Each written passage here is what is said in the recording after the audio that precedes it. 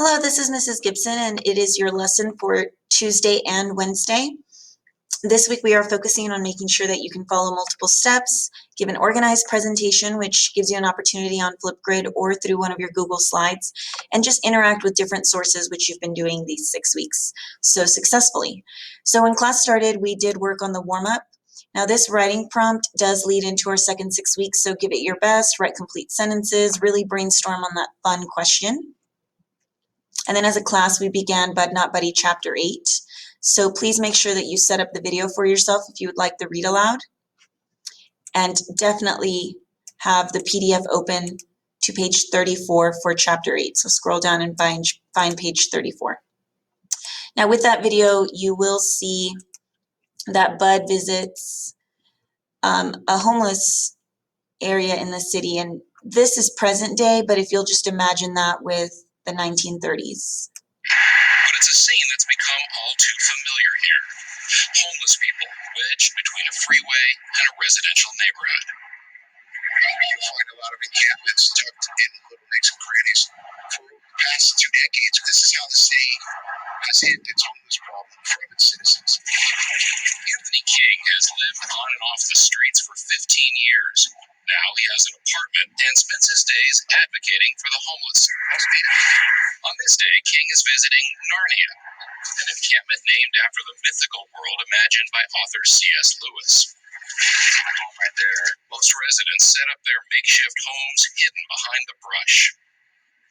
Robert Hernandez, an unemployed roofer, says it's only a matter of time before authorities give him and his neighbors the boot.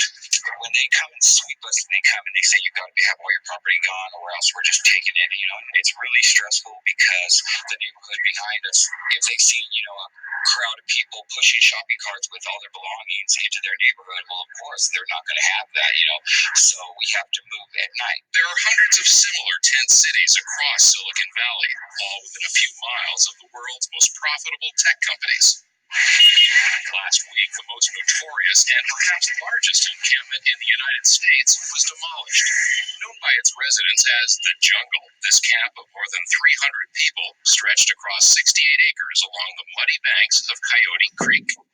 For years, San Jose city officials turned a blind eye. So as you're reading Chapter 8, do picture Bud and Bugs walking into that. And then you will notice a lot more hyperbole and other types of figurative language used in Chapter 8. So let's review this video. My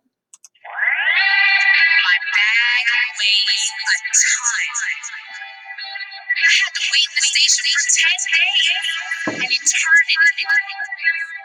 I'm so hungry, I eat a horse. Yeah.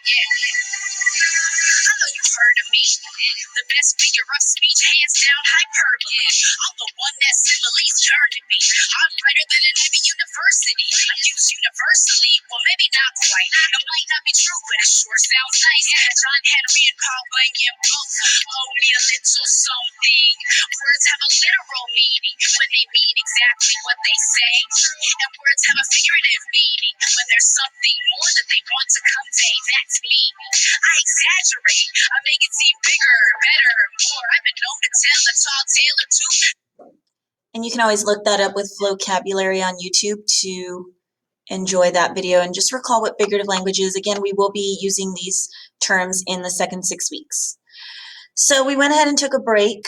You should have paused my video now to watch the first half of Chapter 8 or read. And coming back to that, we worked on this to-do list. Now on the to-do list, what you want to make sure is that you've cross-checked every assignment. That syllabus check was from the first 6 weeks.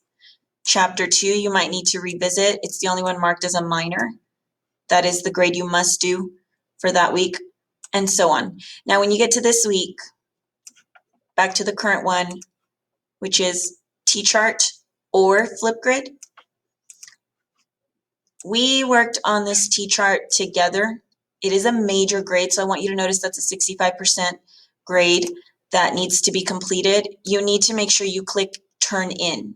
When you are done with the assignment here, do not click Share. Make sure you come back over here and turn it in. When working on this, please fill out all 6 boxes and the paragraph. If you choose not to do this, please go to novel project. Notice it's marked as a major grade. If you have completed the other, you're done. You're good to go. But in lieu of that, you can do this, which is basically a video book review. That brings in the teaks I discussed in the beginning with giving an organized presentation. This paper explains what to do, so click on that and then click here to go record your video. Now when you click on this link, you'll see an example from me.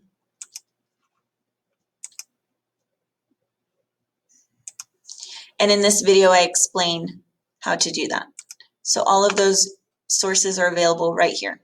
This is if you find that you are possibly struggling with this T-chart. I hope you'll look into homework help from 8 to 9 a.m.